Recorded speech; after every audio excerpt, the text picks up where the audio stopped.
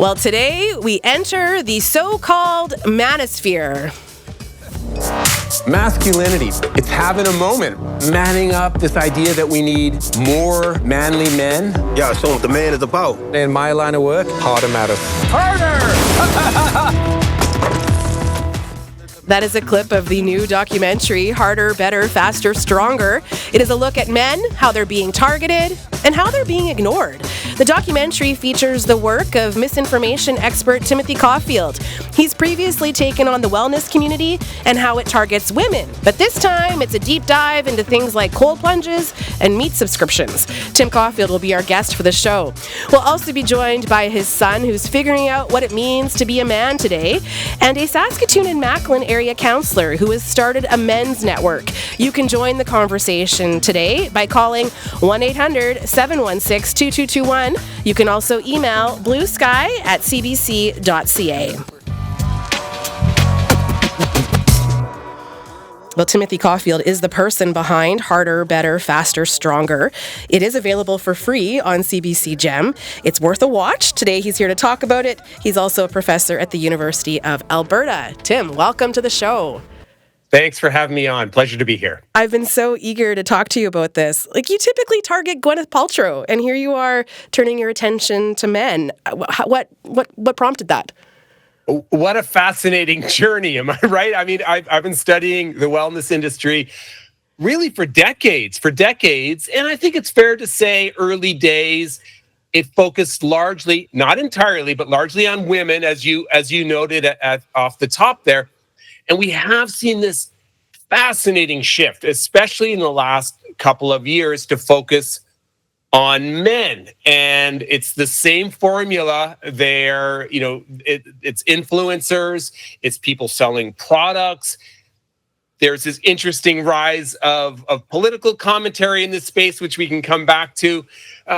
But when you're talking about the wellness aspect of it, it's the same formula. They create insecurity, create grievance, create anxiety, and then sell products, potions, and politics to try to save, to solve the problems that in so many respects they've created.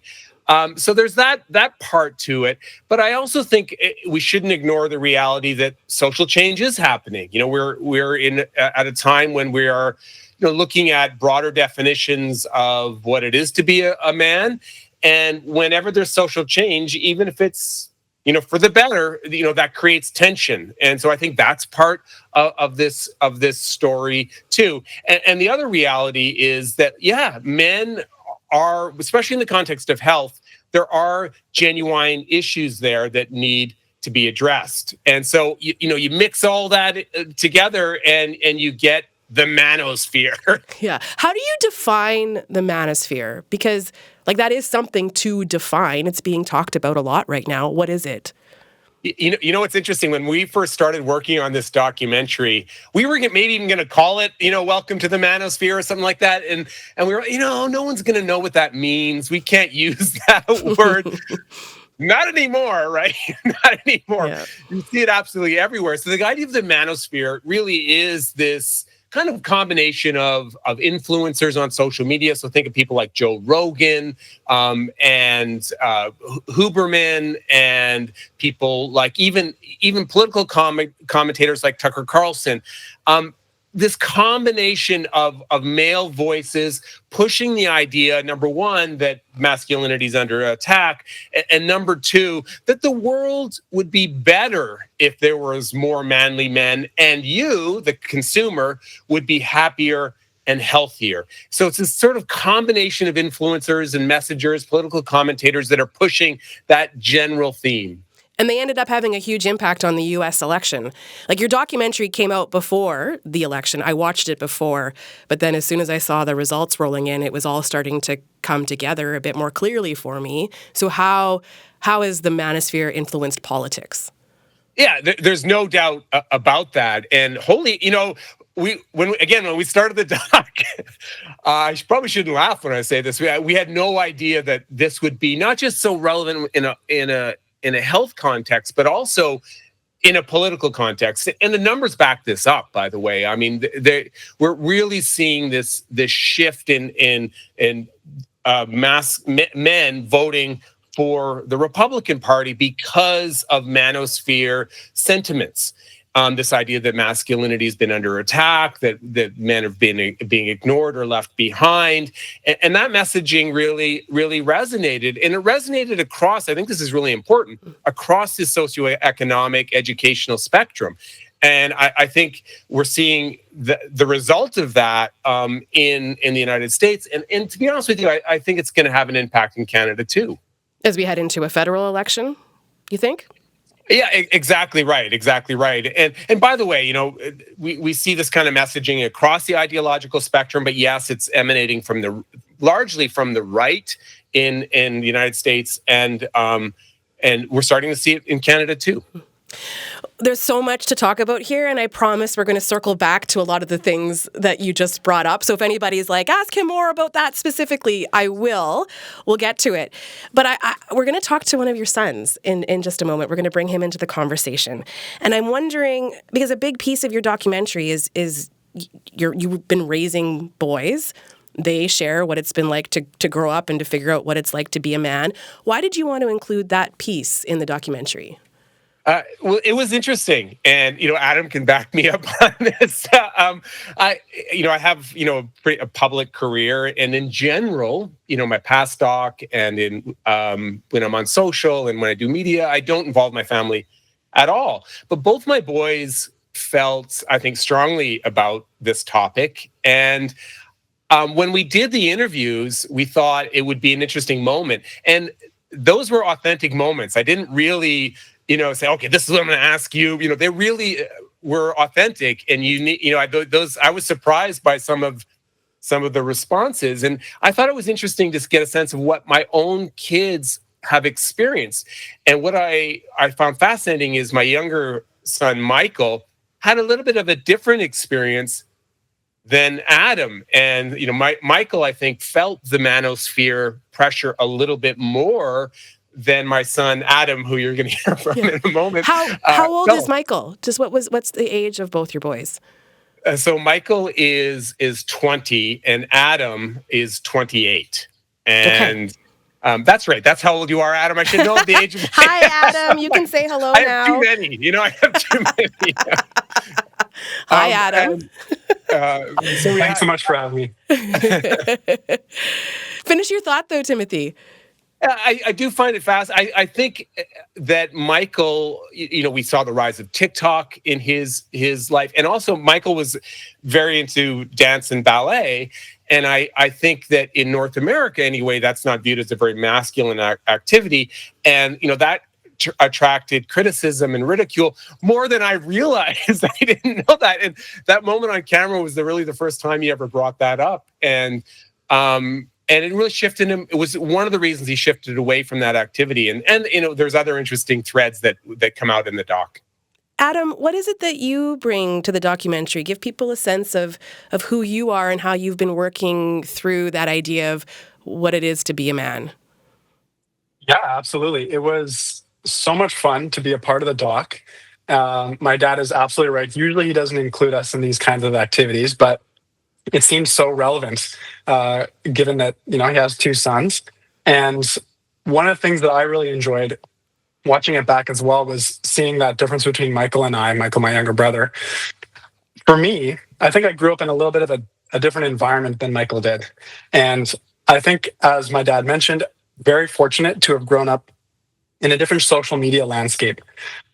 Reflecting back after watching the doc and, thinking about how things are currently, I think social media was a very different experience back when I was growing up, going through elementary school and junior high, which are such formative years. So, things like TikTok, Instagram were only very early on kind of developing. And I think at least that a lot of the pressures through social media were not as strong as they were now. So one thing that I reflected on is that I'm definitely fortunate to have not had that same kind of pressure that Michael has in the kind of different generation. I ended up going through less of a kind of manly sport environment. And one of my biggest hobbies was classical music. So this comes up in the documentary. I started playing cello when I was very little. And my main kind of extracurricular identity was music, specifically classical music. And I think that from my own experience, classical music doesn't have the same kind of traditional manly pressures that maybe some other activities can have. And in the same way, it doesn't have the same kind of traditional ridicule or toxicness that, something like ballet and dance is maybe a bit more palatable to the bullies, to use that phrase, I guess.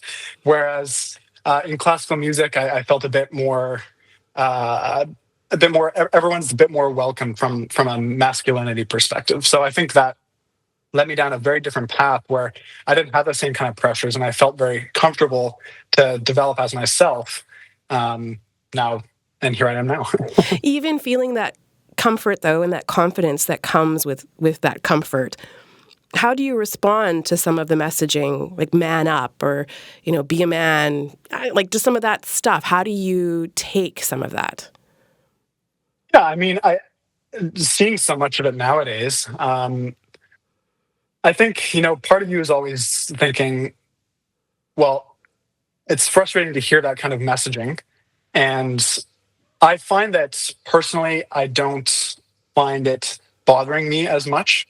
I really find that I see it from more of like an outside lens, working also in the healthcare field. When I hear that kind of messaging and see that kind of messaging, I'm thinking more about, the which kind of target audience is getting affected, patients who are having to listen to that messaging, people doing kind of wacky health trends. I learned a lot watching the documentary about some of those things that are out and about. I find when I hear that kind of messaging, I'm hearing it more externally. I don't really find that it affects me personally. Yeah, you're lucky, Tim. Listening to your son talk like that, and I have a son. He's only 5, but I've done a few of these shows, and I just keep thinking like, how are we going to navigate this? Like it feels like a lot, and I kind of want my kids to follow whatever path they choose, but then I'm so aware of these external pressures. Who knows what TikTok is going to look like for my 5-year-old by the time he's using it? But what is it like for you to listen as a parent, Timothy? It is interesting, and I think in the future, you're right. How intense are the social media pressures going to be? If I can see the shift in my own kids, from a 28-year-old to a 20, the intensity of the pressure has increased. And by the way, the research backs that up. Where you see very recently there was a study, like this week, a study that came out that 40% of people under the age of 30 get their news and information from an influencer. And by the way, most of those new influencers are men. So and they're often conservative. Is that a fair thing for me? Is it a conclusion I can come to that a lot of them are right-leaning, that they're conservative too? That's exactly right. And that's exactly what the study found. That most of these influencers are leaning right. And you can picture Joe Rogan. They have a very particular messaging, and it's shaping the way people are seeing the world. And the other really important thing to recognize: these aren't journalists. These aren't people that got media training. These are influencers, right? And they're often trying to sell a product. That's the other thing that the study determined. So there's absolutely no doubt that the change in the media landscape has had an impact, I think, on how people perceive masculinity. And it's really important to emphasize, when you think about the harms associated with masculinity, it's largely from the pressure, right? The pressure that is being put on individuals to adhere to a particular norm. That's where I think the bulk of the harm is occurring. How important is it for people like you, for me, to be paying attention to what's happening in that manosphere? Like thinking about the influencers, the podcasters, like Dana White, he thanked not just Joe Rogan, but a list of podcasters that he felt had helped elect Donald Trump.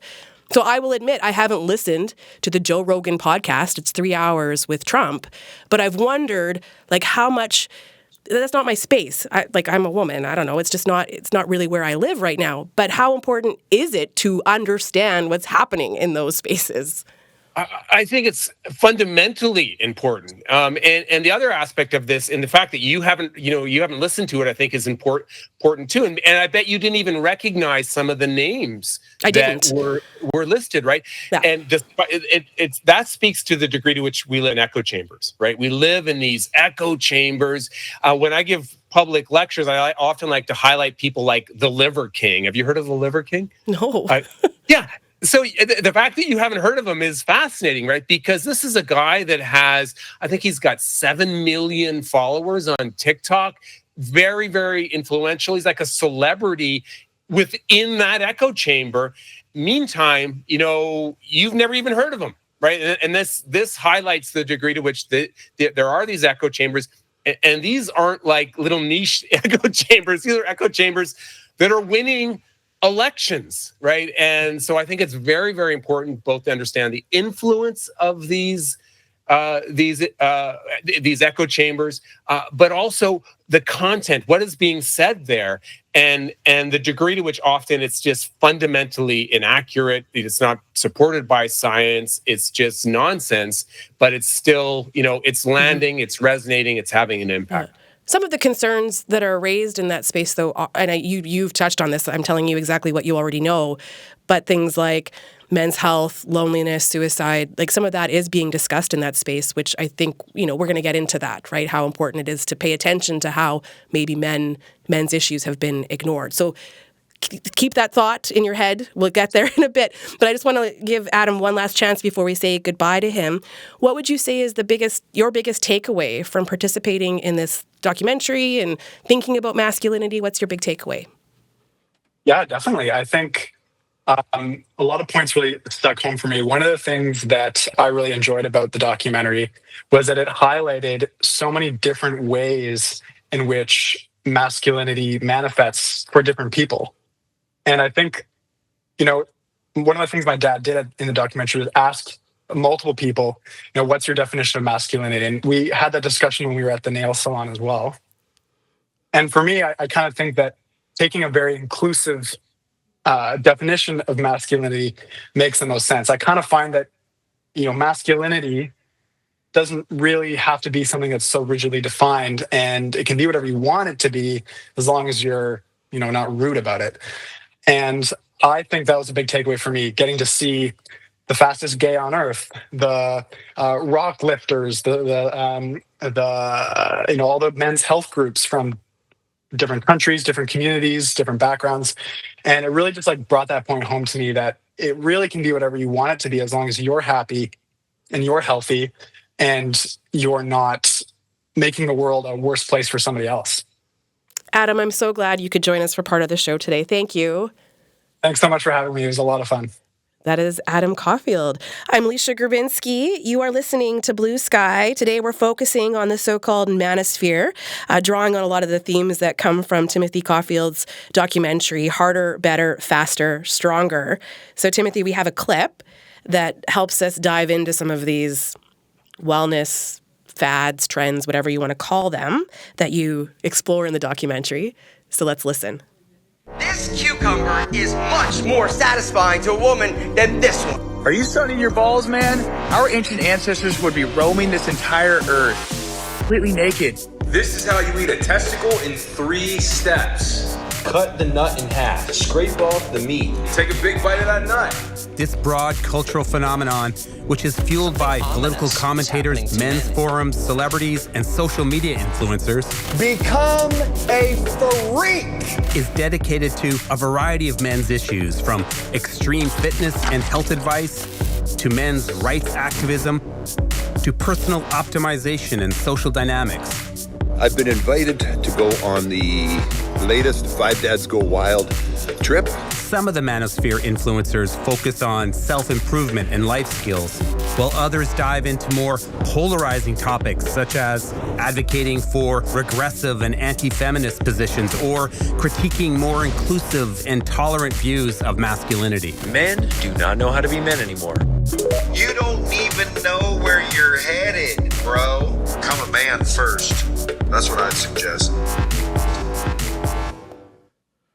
Okay, so tell me, you picked like the most wild trends. Like we heard about eating testicles. I don't think it actually came up in that clip, but this trend of sunning your balls. Like, really? Are these the things that you're like, did you know about this stuff before the documentary? The sunning your balls part I did, and the testicle cannon. Sorry, I could barely get that out of my mouth. I was like, oh, God. That's not a little trend. I mean, there are products out there that allow men to get their boys, as that clip mentioned, get them out in the sun quick. Tucker Carlson famously suggested that this is something we all needed to do, and you can irradiate your testicles using infrared lights too. And I actually do this on a beach in Vancouver, by the way, very PG, the dog. You don't have to worry. So, I mean, that was a trend that has been around for a while. And the message is you're going to be healthier. You're going to be more manly if you do this. It's going to make you better. But then there's also drinking your own urine. That's another trend out there. Which is dangerous. And do not do that. Do not try that at home. Do not do that. I don't think. And supplements, so many supplements are absolutely, and of course the reason so many supplements is that's often the product these people are selling, right? They're selling supplements to make money. And all of those things and many others, I think it's really important to emphasize no good science to support it at all. Like, we don't have to equivocate, we don't have to pull our punches. There's just no science to support that. At all. And also, more broadly, the evidence tells us that being more manly, which that's embracing this mythical idea of traditional masculine norms, really no evidence that that's going to make you healthier or happier or more successful, which is the promise, right? Which is the promise. In fact, on the contrary, most of the evidence points in the opposite direction, right? That, really adhering to rigid definitions of masculinity is bad for your mental health. It's bad for your cardiovascular and it increases your cardiovascular and cancer risk. It's bad for your relationships. It's bad for your sex life. It increases the risk of erectile dysfunction. Hard to study this well. This is a lot of correlational data, but that's the direction most of the evidence points. I'm curious what our listeners have been seeing, so feel free to give us a call today to shed some light on this conversation, 1-800-716-2221. You can also email bluesky@cbc.ca.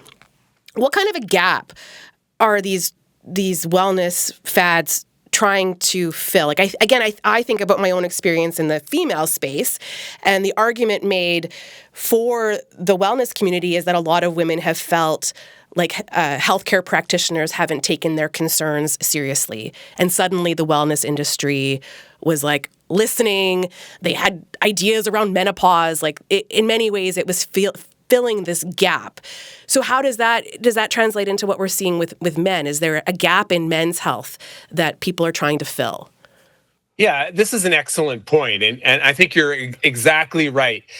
Early days, the wellness industry was justified for exactly those reasons, and that's all true, right? Women were treated poorly and are, by the way, by the healthcare system.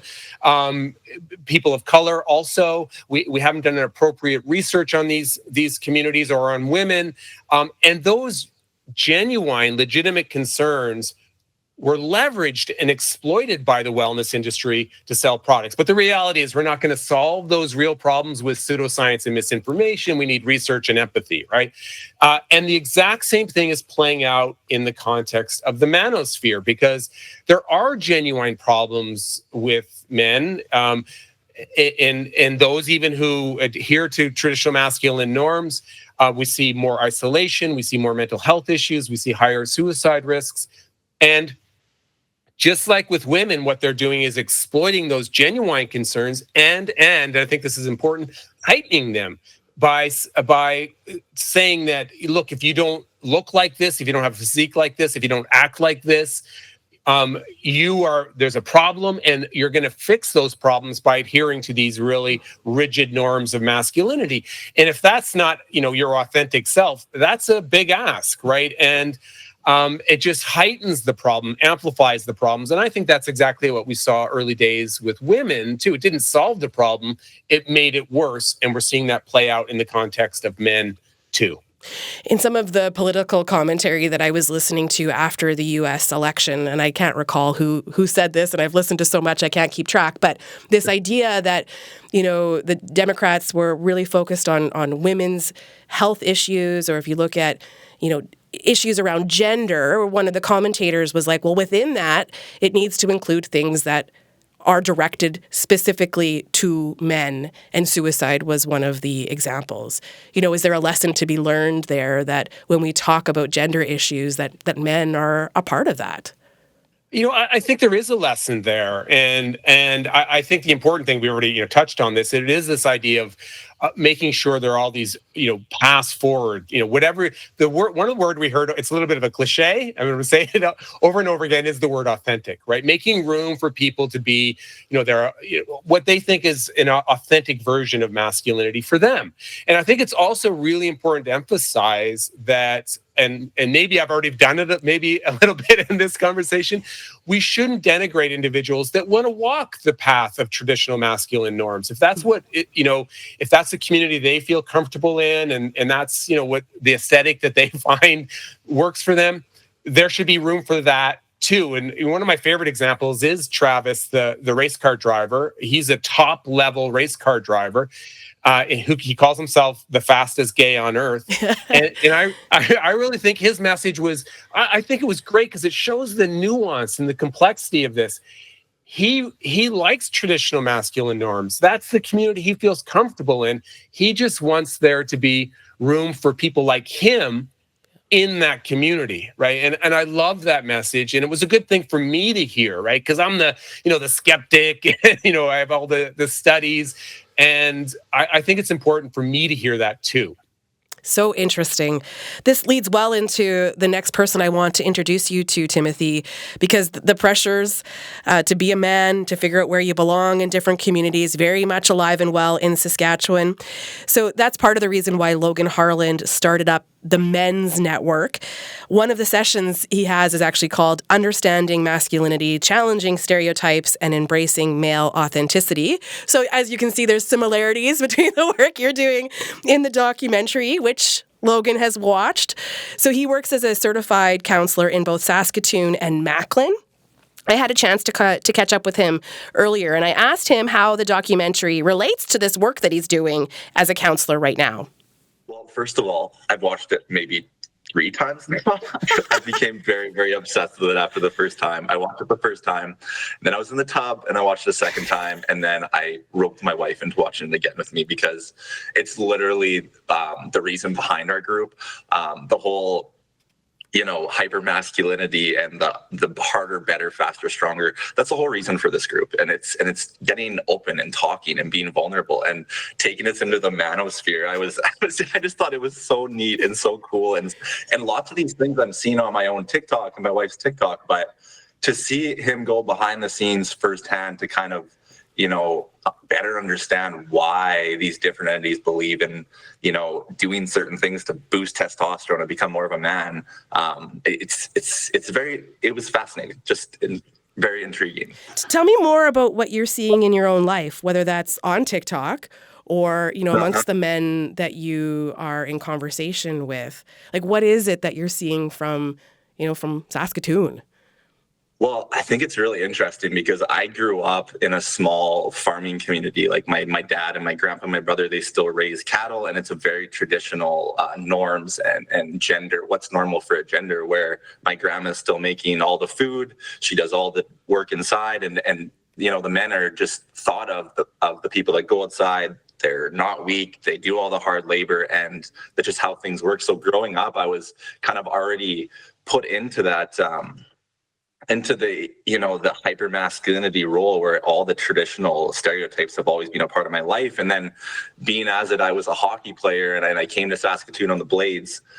I was always, whether it was farming or hockey, men are always seen to be want to be a certain things, especially in, high conflict athletics and everything like that. So for me as a counselor today, although I've been through a lot of the hyper masculinity and pushing that agenda where men are supposed to be more manly, I think it is getting better in my field today, but I've kind of been taken out of that field. But seeing that as I have this group today and work with a lot of older men, it's interesting to see that a lot of these things are being passed down generationally. So even though it seems like it's getting phased out, I think a lot of things are being passed from, grandpa to grandson or dad to son kind of thing.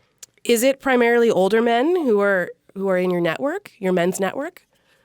That's the thing. So for me, I guess I've learned most from the older men just from their life experience, but we have full diversity. I think we don't allow anyone under 18, but we do have, I think we've probably had 5 or 6 18-year-olds come to the door, but I think the majority is, 35 plus. So when did some of those masculine norms start to create a bit of tension for you? Like, are there things that you've kind of wrestled with growing up or even now as you reflect on your younger years? I'm just wondering about that tension, because a lot of times there's a lot of stuff that's true, right? Like of what it is to be a man, but then sometimes it doesn't always fit. And it's kind of that constant push and pull, right? Well, and going back to my life as a kid growing up on the farm, I think even watching that documentary yesterday, it takes me back to that time and just looking around my farm as a young, 10-year-old or 12-year-old and figuring out what it means to even be a boy or a guy, and seeing my grandpa and dad really being outside all day, working their butts off, a lot of physical labor, not talking about emotions. I think that impacted me greatly early on, where I just kind of figured that maybe there was something wrong with me, or maybe, I wasn't a man. And then what does that mean for me? So for me, it kind of took me on this a really introspective journey that, I'm still on this journey, figuring out what it means to be a man, because as a young kid, I had an idea of what it meant to be a man. And then as a hockey player, I had an idea of what it meant to be a man. And then as a counselor, but now as a father, I'm looking at my own son and wondering, what's it going to be like for him? What is he going to be thinking about his own gender and what that means for him to be a man in society, if that's the kind of the way he wants to go. So, for me, it's caused so many thoughts and tension throughout my life. I guess in terms of what it led to, thinking back, I think back to my early junior hockey days, I wanted to be cool and I wanted to fit in. And at first glance, I think of it as peer pressure. But, now that I think about it in this manosphere, I feel like maybe I was trying to fit in as a man. I was trying to seem more manly. For instance, I picked up smoking at a young age to hang out with the older 20-year-old men.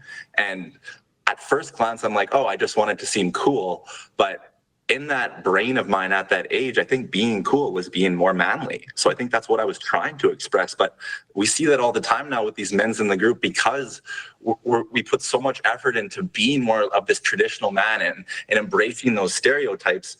I feel like we put our mental health away. We put our physical health away. We don't concern ourselves with that other stuff because we have so much other things going on. We attach ourselves to poor coping strategies, like, if it's addiction, like taking substances to help us cope, instead of opening up and being vulnerable, like we see, in the women population. They're more likely to open up and speak about what's going on in their life.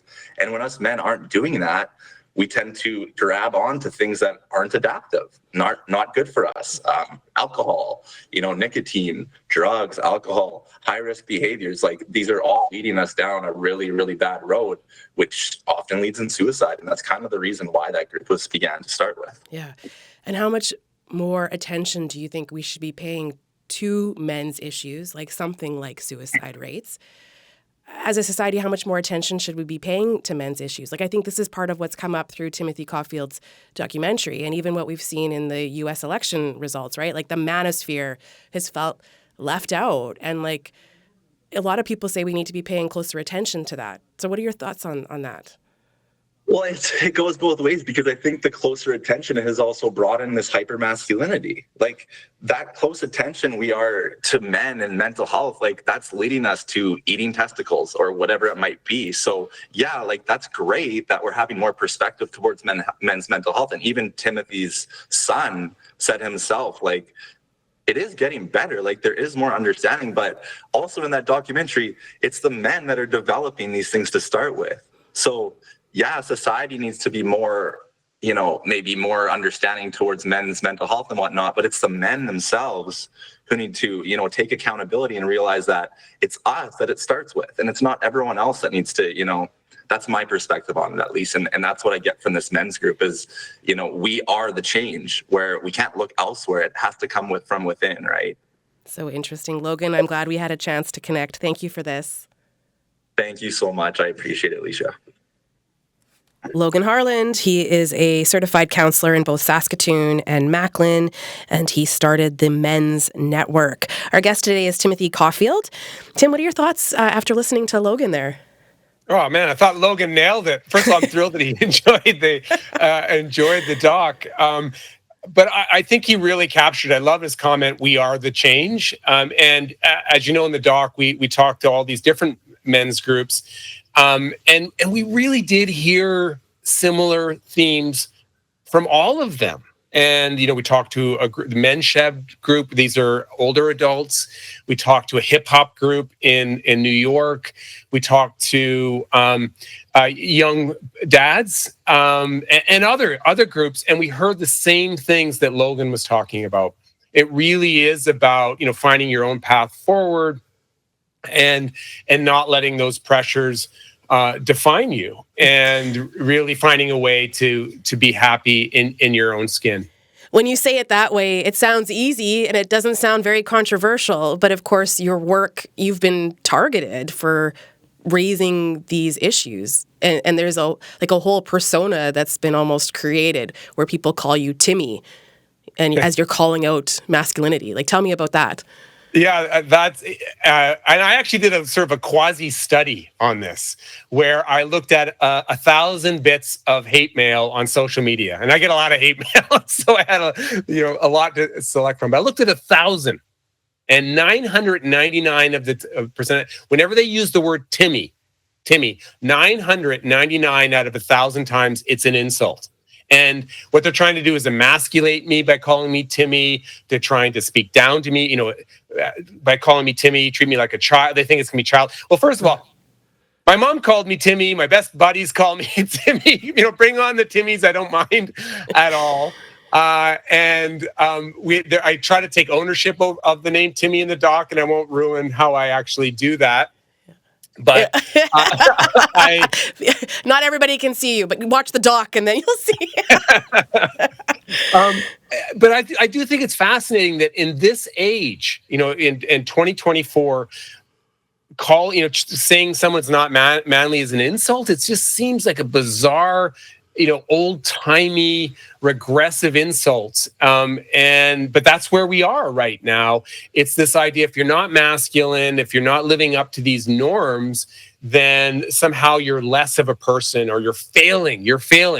And, that's aimed at me, and I can laugh it off. But if you're a teenager, if you are a young adult, if you're still kind of finding your identity and your way in the world, that can be really damaging.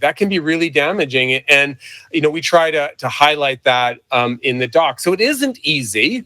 And we also have to remember that people are selling stuff. This is about profit.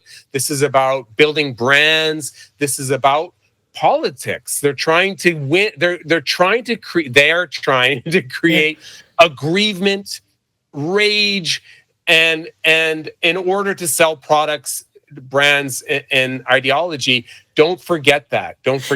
And to influence politics, because you wrote about being called Timmy and the Walrus, and you got a bit more specific as to where some of this was coming from, right? Like Russia, right? Did I read that correctly? That you were able to kind of pin where some of this criticism is coming from?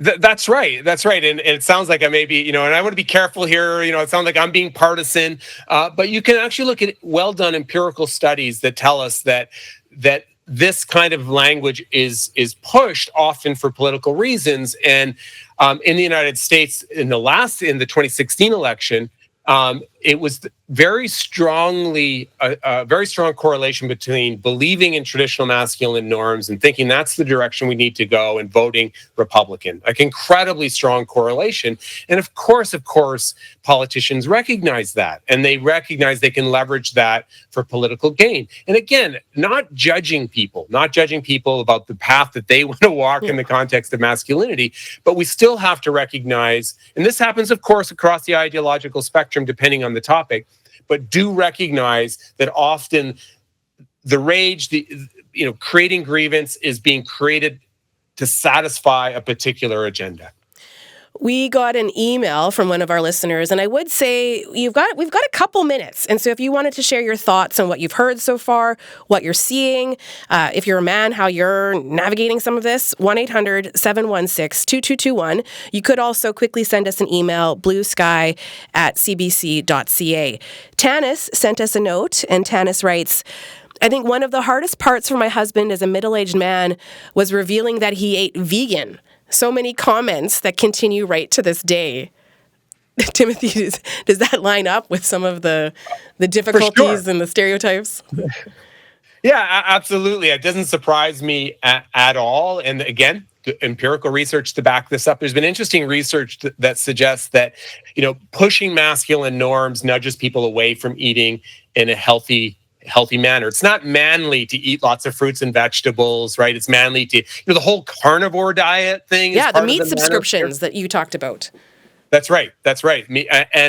And the Liver King, a name I rolled out earlier, this influencer, that's what he's eating: raw liver, raw testicles, raw meat. It's going to make you more manly, make you a better person. No evidence to support that. But that's a good example of the harm it can do. And also, Logan talked about risky behavior. Traditional masculine norms are associated with smoking and drinking and substance abuse. So we do need to recognize this from a public health perspective and engage it in a healthy way that doesn't make the problem worse. So what else do we do? And I'm asking you that question as a parent. There are other parents listening. Logan, interesting even hearing how this has come more into focus, that he has a child, like a baby born just a few weeks ago. And so now he's thinking about all of this through that parenting lens. What do we do? How do we create a better path forward? Well, let's start with the bad news. The bad news is, given the current political environment, I do think it's going to get more difficult because a lot of the stuff we've been talking about right now is being normalized. There's this sane washing going on, right? It's becoming legitimized. And so I think that it's going to become very challenging. We're seeing that even in the legacy media.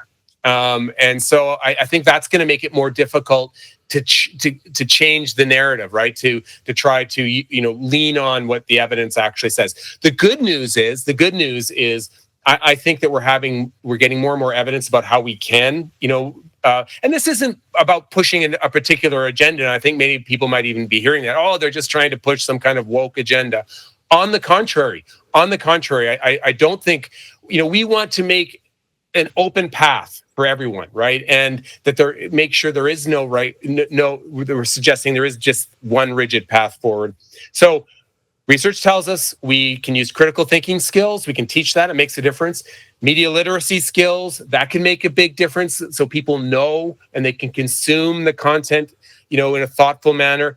Doing pre-bunking, and we're kind of doing that today, where we're talking about what kind of messaging you might see, and so you can look at that critically. Pre-bunk before debunk. Pre-bunking. Interesting. Let people know what kind of content that it's like immunizing them to misinformation. Do the debunking, correct it with good science. So don't do it in a judgmental way. Say, hey, here's what the good science actually says. And yes, I actually think we need a regulation, and I'm not talking about canceling or censorship, just making sure when people are representing, especially health claims, those health claims are accurate. I think we can do more in that space too. So we got to come at this from every direction. We got to be patient. We got to work together. And if we do all those things, I think we really can make a difference. Hard work. For hard sure. Work. It's all Let's hard not work. Give up. Go team. But you've had fun doing this, haven't you? I can tell. I do love it, and you're a journalist. It's always so fun working with a creative team on a project like this, and I'm really happy how it turned out. And you got a manicure. That's what your son Adam mentioned, that you guys went and got your nails done. That's part of the documentary. So fun I did indeed. actually, I've never done it before, and I loved it. I didn't realize it would be such a peaceful kind of moment. I recommend it. Timothy, so good to have you today. Thank you. Thank you. That is Timothy Caulfield. He is the person behind Harder, Better, Faster, Stronger. Yes, indeed, it is available for free on CBC Gem. That's where I found it, so you can watch it as well.